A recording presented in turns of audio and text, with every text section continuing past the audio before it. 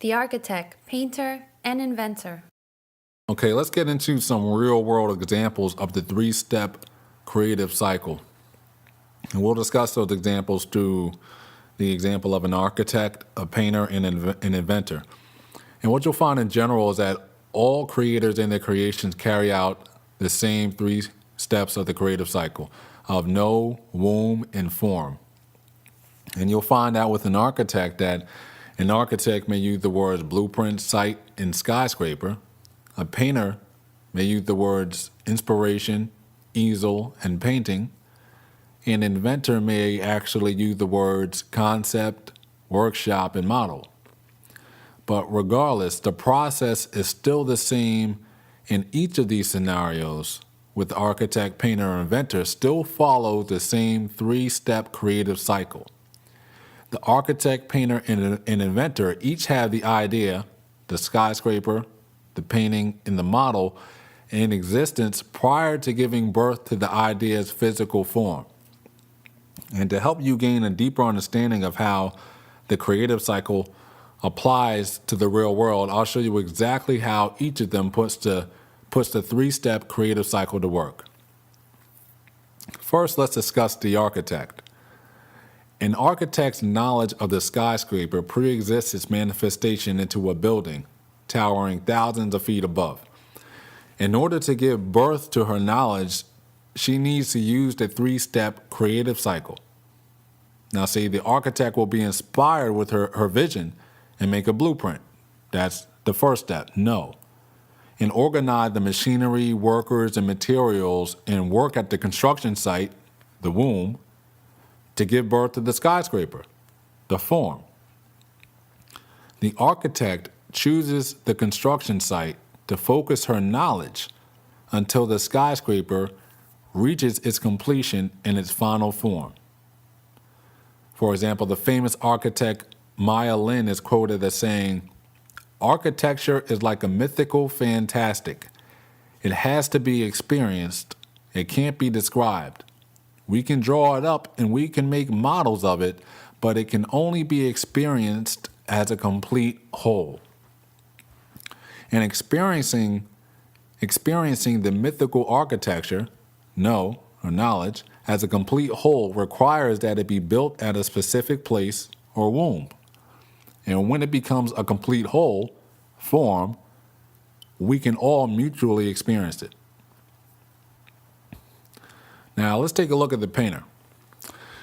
The painter may be inspired with the image of a beautiful painting to create, right? Now, for her, the mental image of the painting pre-exists its manifestation onto the easel as fine art worth millions. But how will she give birth to her inspired idea and create the painting?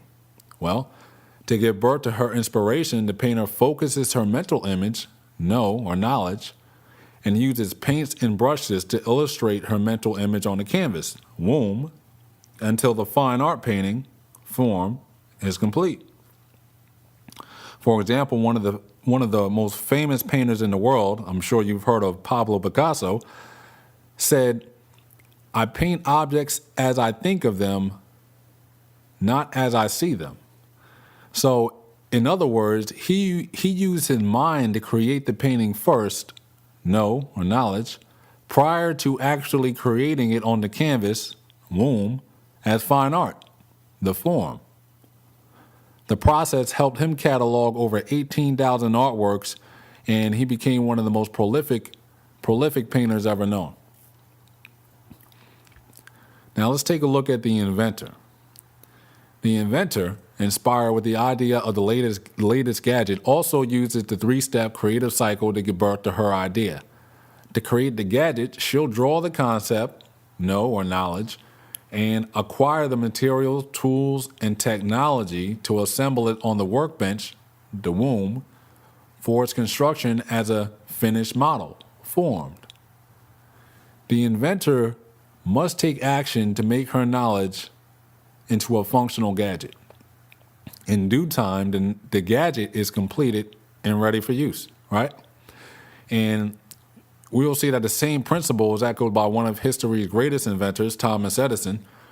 He's one of the most prolific inventors in history, and he's quoted as saying, that the value of an idea lies in the using of it. In other words, if you don't put your ideas to work, they won't take form. If you don't put your knowledge to work, it won't take form. Because knowledge has a lot of potential power, but it needs to be properly focused and it needs action. Everything that you have around you was created with the 3-step creative cycle of know, womb, and form. The computer that you use, the cell phone in your pocket, and the chair you're sitting in, each pre-existed their physical form. So for each of these products, somebody had the idea, know or knowledge, and found a place to build it, the womb, so that it could be finished in its form. Everything around you existed in somebody's mind prior to it being given a body, a form. I'm going to say it one more time because that's important. Everything around you, everything around me, existed in somebody's mind prior to it being given a body, its form. And the same holds true for your creation as well.